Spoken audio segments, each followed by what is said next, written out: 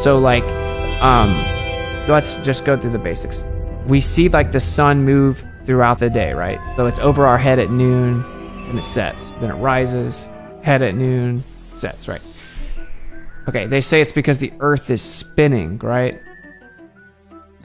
Okay, we're trying to figure out if that's true. Long story short, you've never felt the earth spinning. No one's ever seen the earth spinning. No one's ever measured the earth spinning. We do everything as if the earth is not spinning. But they're claiming that it is spinning. They're claiming it's so big you just can't tell. So we're trying to find evidence, and that's the question of the day. If we're actually tilted on an axis, wobbling, spinning, revolving around the sun's dragging us through the galaxy at 500,000 miles an hour, and then our galaxy is going through the universe at 1.2 million miles an hour. There should be some type of evidence of that. We should have measured it with interferometry. We should be able to measure that the Earth is moving, right? But we can't. It's never been measured. So the question is, can you provide exclusive evidence that the Earth is in motion? Can you provide any actual exclusive evidence that the Earth is in motion? Period. Obviously, I'm not just talking about the orbit. I'm talking about any motion. How do we not got a baller in here that wants to come defend the motion? No motion? You guys have no exclusive evidence of any of the motion? It's rough. I mean, you got to have some. I mean, to believe something so preposterous, you would have to have some, like, actual evidence of that, right? Like, what? Damn, 2024 is rough for you guys. You guys know you can't even come here and defend the rotation at this point? Back in the day, if you ever said, so do you have any evidence the Earth is actually moving? Do you have any evidence of axial rotation? They would have been chomping at the bit. You know what I'm saying? Just so ready to say the word pendulum or ring laser gyro. Like, what happened? What happened, guys? Time and time and time again, the flat earthers always say, but can you feel the Earth move? Of course we can't, because we're in constant motion, which according to physics means we may as well be stationary. Constant uniform motion means we do not feel it. And it is the same as saying that we're not moving. The orbital velocity of Earth gets faster and slower as it orbits the Sun because of its elliptical orbit. Constant motion. Earth gets faster and slower. Constant uniform motion.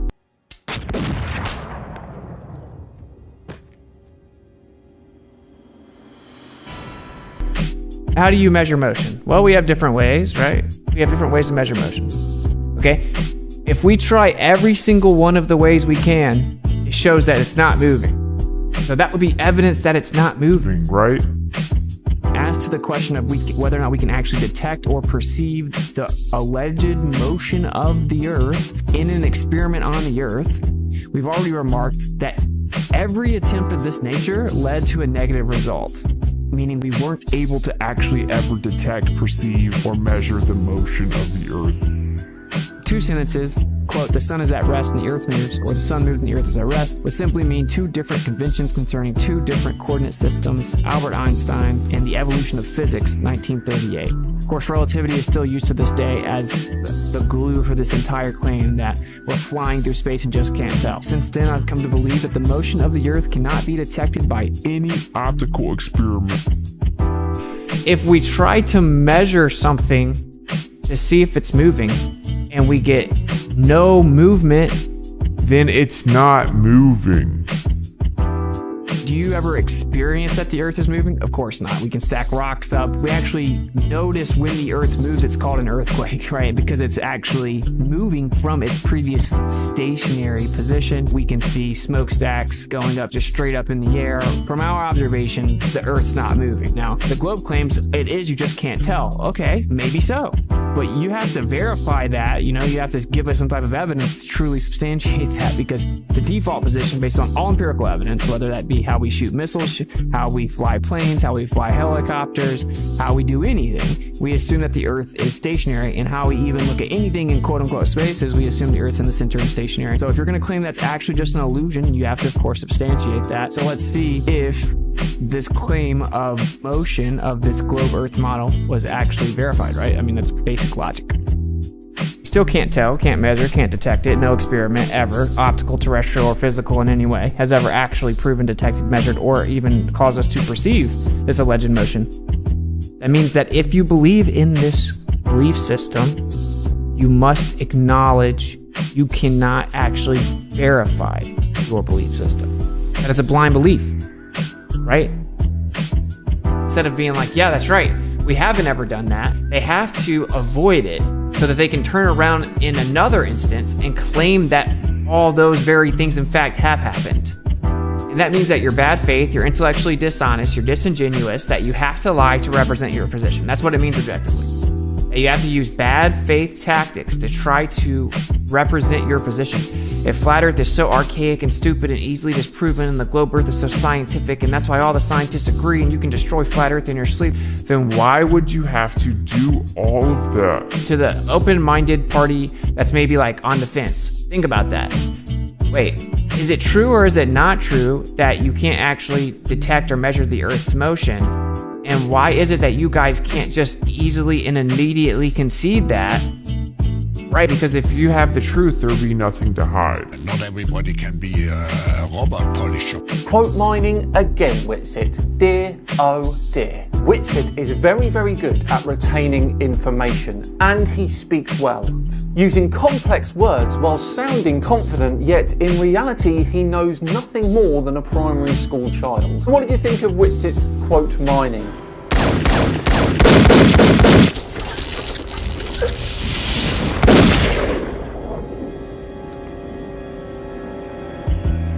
Quote mining or cherry picking is when you would go read that quote in context and it would actually contradict the argument or point that the quote was invoked to make.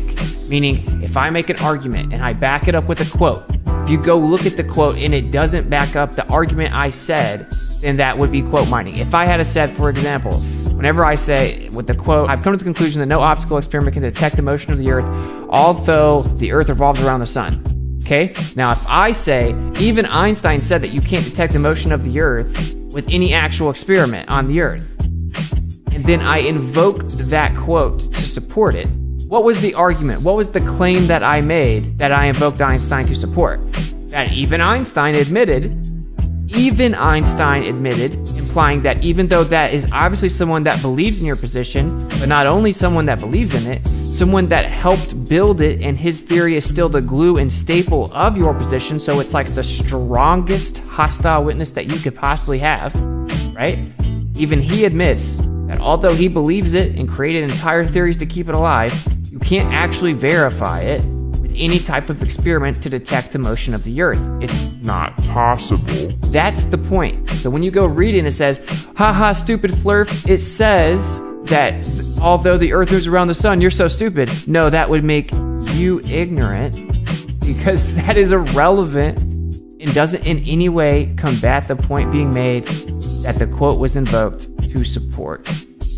He acts like we don't understand it, but it's really just about we don't want to violate logic. Like, that's actually what it comes down to.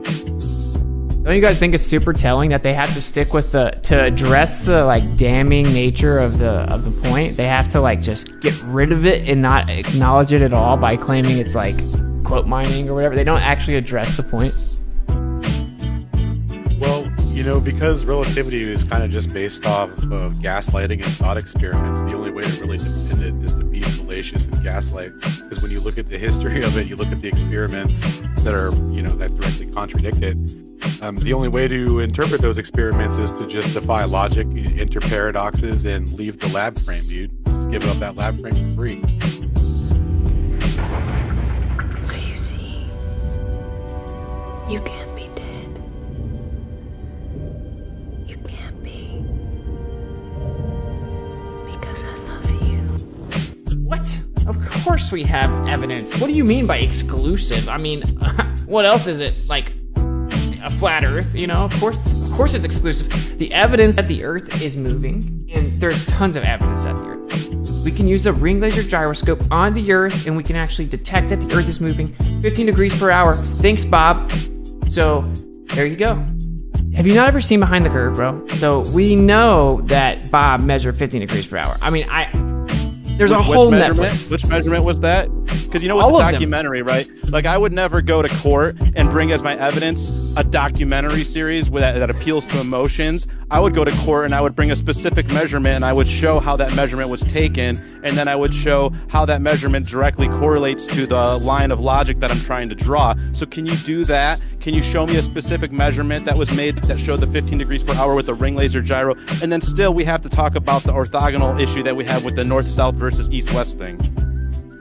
Okay, you're just saying a bunch of big words to try to sound smart and you're scattergunning, okay? So you've obviously been listening to Witsit Gets It. You just think that you can just say words, a bunch of word salad, and then somehow you're gonna woo the audience. We've all seen the Netflix series. Everyone knows that the Earth spins 15 degrees per hour. Thanks, Bob. We already measured it. Okay.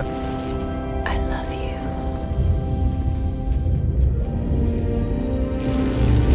Yes, Baller Allen. Please go, Baller Allen. Yeah. This is Baller Allen, Toby. I have a question for you about Nicholson Gale Pearson. They're not coming on, right? It's like, what are we supposed to do other than act like that?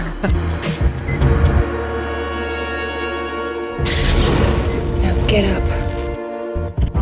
So you know how they always say, oh, well, no evidence for a flat Earth? Again, it's like, no, you mean like literally all Evidence that exists in the history of mankind. Like, literally. focus on the falsification part of it, right? That's how an intellectually honest person will go about it. You know, so when we pin them down the falsification, we get crickets. The ring laser gyro not only doesn't prove the Earth is rotating, it does the exact opposite. It does the exact opposite. Interferometry measurements are the enemy of the globe model. Direct falsification. If you're a truth seeker, you're not going to compartmentalize this. You're not going to frantically look for some other answer. You're not going to say, but how would seasons work on a flat Earth? You're not going to change the subject and think about some other way to bring something else in, or just pretend you didn't hear it, or be like, well, this flat Earther can't be right. You're just going to be honest, accept the truth for what it is, and be like, okay, it can't be the Earth spinning. So I'm no longer going to claim that the gyroscope detects the Earth spinning, because it can't be. We've just proven it. It's very telling that everyone in the chat that believes in the globe and all that, none of them can acknowledge the evidence or the argument, the actual thing we're talking about. Every single one of them are changing the subject. So you have to completely avoid this. How do you sleep with yourself? You know that you're not a truther then. You know that you're not actually looking for the truth of the situation. Either you're like, okay, I need to figure out how this does work with a spinning globe, or accept that it clearly doesn't and it falsifies it. Okay? But those are the only two options that are honest. Otherwise, you're lying to yourself. You have cognitive dissonance. This information makes you uncomfortable because it doesn't comport to your worldview or your belief. And so you're trying to just desperately bring something else up to convince yourself that you know that the Earth is a spinning globe. Just really open your mind and think about what we're saying. There's no way out.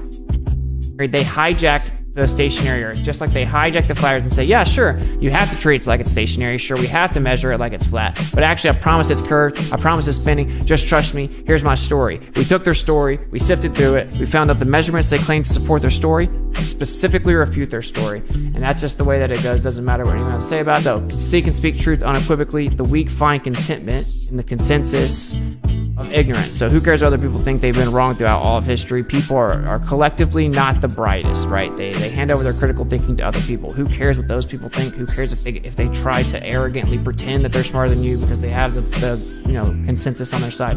It's just really stupid and lame, and no one cares. And in reality, they secretly admire you for being bold enough to independently think for yourself, and they see your pattern recognition, they see that you don't conform, and they actually like you. They actually wish that they were bold enough to do that. They'll just never say it. So just understand that and speak the truth. Because what's true is rarely popular, and what's popular is rarely true.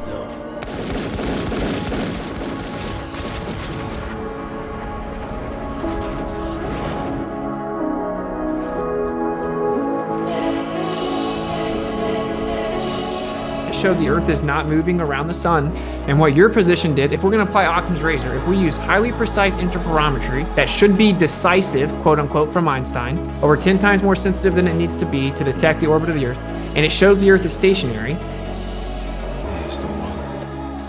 Occam's razor would say the Earth is stationary. What did your side do?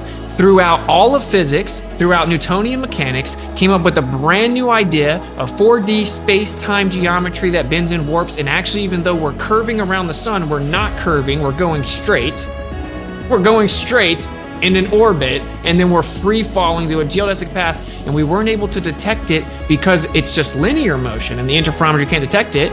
Then in 2004, we actually detected linear motion with the interferometry by weighing, which even disproves that explanation. So there is no way the Earth is orbiting, it's a fact. So your subjective opinion of how you think it's cognitive dissonance or it's convenient doesn't in any way combat the physical empirical measurements.